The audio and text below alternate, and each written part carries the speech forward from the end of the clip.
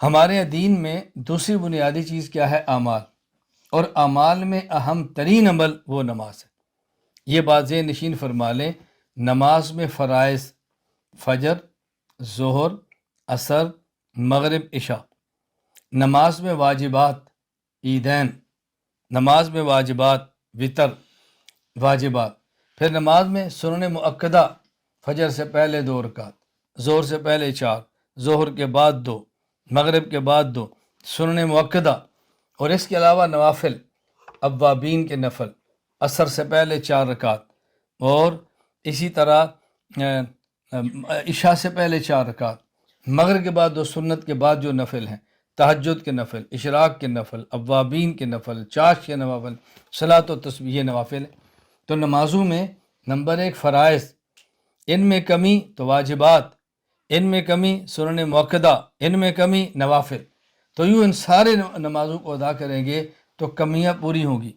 اور حقوق اللہ میں سے قیامت کے دن سب سے پہلے جو حساب ہوگا وہ نماز کا ہوگا۔ ایک بات یہاں ذہن میں رکھ لیں کہ احادیث 2 قسم کی ہے۔ بعض احادیث میں ہے کہ قیامت کے دن سب سے پہلے حساب نماز کا ہوگا، بعض احادیث میں ہے قیامت کے دن سب سے پہلے حساب قتل کا ہوگا، خون کا ہوگا۔ تو لوگ سمجھتے ہیں احادیث میں تعارض ہے، تعارض نہیں، ایک ہے حقوق اللہ اور ایک ہے حقوق العباد۔ حقوق اللہ میں سب سے پہلے حساب نماز کا ہوگا، اور حقوق العباد میں سب سے پہلے حساب انسان کی جان اور خون کا ہوگا۔ تو نماز سب سے پہلے فرائض کو دیکھا جائے گا، فرائض مکمل ہیں تو ٹھیک ہے، اگر فرائض میں کمی ہے تو اس کو نوافل سے پورا کیا جائے گا۔ اس لیے نوافل کا بھی اہتمام کریں کہ نوافل سے قیامت کے دن فرائض نے پورا ہونا ہے۔ لیکن جب نماز پڑھیں تو ضروری ہے کہ ہم نماز کے مسائل کو سیکھیں۔ بس اوقات انسان نماز پڑھ لیتا ہے، عمل کر لیتا ہے، اور عمل کرنے کے باوجود اس کے اجر سے محروم ہو جاتا ہے۔ قرآن کریم میں ہے قُلْ هَلْ نُنَبِّئُكُم بِالْأَخْسَرِينَ أَعْمَالًا الَّذِينَ ضَلَّ سَعْيُهُمْ فِي الْحَيَاةِ الدُّنْيَا وَهُمْ يَحْسَبُونَ أَنَّهُمْ يُحْسِنُونَ صُنْعًا۔ اے پیغمبر آپ ان کو بتاؤ، ہم تمہیں وہ لوگ بتائیں کہ جو اعمال میں بہت نقصان میں ہیں، وہ سمجھتے ہیں کہ ہم ٹھیک کر رہے ہیں، حالانکہ ان کا عمل اللہ کے قابل قبول نہیں ہوتا۔ اس لیے ضروری ہے کہ ہم نماز کے معاملے میں بہت ساری چیزوں کا خیال کریں۔ میں 2-3 باتیں عرض کر دیتا ہوں۔ ایک تو اس بات کا خیال کریں کہ نماز کو اپنے وقت پر پڑھیں۔ ان الصلاۃ کانت علی المؤمنین کتابا موقوتا، ہر نماز اپنے وقت پر فرض ہے، نماز کو اپنے وقت پر پڑھیں۔ یہ جو ہمارے ہاں چل پڑی ہے بات کہ بہت سارے لوگ جمع بین الصلاتین کر لیتے ہیں، ظہر عصر ظہر میں پڑھ لی، ظہر عصر عصر کے وقت میں پڑھ لی، مغرب عشاء مغرب میں پڑھ لی، یا مغرب عشاء کے عشاء کے وقت پڑھ لی، ظہر ظہر کے وقت ہے، عصر عصر کے وقت ہے، مغرب مغرب کے وقت ہے، عشاء عشاء کے وقت ہے۔ یہ جمع بین الصلاتین کی ترتیب کبھی اختیار نہ کریں۔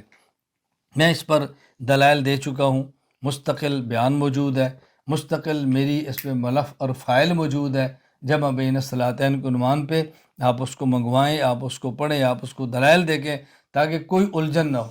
میں ایک مختصر سی بات کرتا ہوں۔ ایک مرتبہ ایک شخص کی مجھ سے تفصیلی گفتگو ہوئی جمع بین الصلاتین کے بارے میں، تو میں نے ان سے کہا کہ آپ 2 نمازیں ایک وقت میں کیسے جمع کریں گے؟ کیا یہ ممکن ہے؟ کہتے ہیں جی ہاں۔ میں نے پوچھا کیسے؟ کہا جی آپ عصر کو ظہر کے وقت میں پڑھیں، جمع ہو گئی۔ میں نے کہا نماز فرض ہوتی ہے جب نماز کا وقت داخل ہو، تو جب عصر کا وقت داخل ہی نہیں ہوا، عصر فرض ہی نہیں ہوئی، تو آپ نے کون سی عصر کی نماز پڑھی ہے؟ فرض ہوگی تو آپ پڑھیں گے نا۔ تو کہا جی ہم ظہر اور عصر کو عصر کے وقت میں پڑھیں۔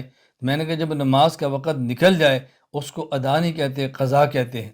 تو اگر آپ نے عصر کو ظہر کے وقت کی پڑھا تو فرض ہونے سے پہلے پڑھا، اور اگر آپ نے ظہر کو عصر کے وقت پڑھا تو آپ نے وقت کے بعد پڑھا، تو یا قضا ہو گئی یا ہوئی نہیں۔ تو آپ بتائیں جمع کیسے کریں گے؟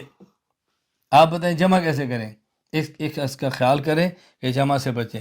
دوسرا، بہت سارے ہمارے لوگ ایسے ہیں کہ جو سردی میں بار بار وضو اور پاؤں دھونے کے ڈر سے یہ سوتی اور اونی باریک جرابوں پر مسح کر کے اپنی نماز خراب کر لیتے۔ یہ یاد رکھیں، اگر سوتی اور اونی جرابوں پر مسح کیا، نماز پڑھ لی، نماز نہیں ہوگی۔ اگر امام موجود ہے اور امام ایسی جرابوں پر مسح کر کے نماز پڑھاتا ہے تو اس کے پیچھے نماز نہیں ہوگی۔ اپنی نمازوں کو قطعاً خراب نہ کریں۔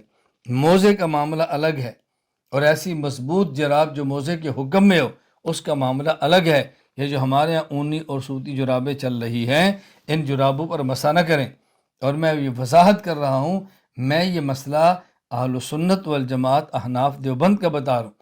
اگر کوئی احناف میں سے نہیں کسی اور مذہب کے مطابق چلتا ہے تو اس کا معاملہ ہے، ہماری اس سے بحث نہیں ہے۔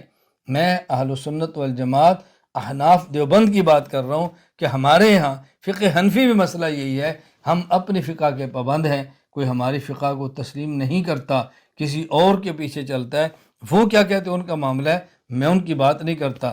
بلا وجہ کسی کو کسی مخالفت میں بات پیش نہ کیے کریں، اپنی بات کو اپنے جگہ پر بند رکھنے کی کوشش کریں۔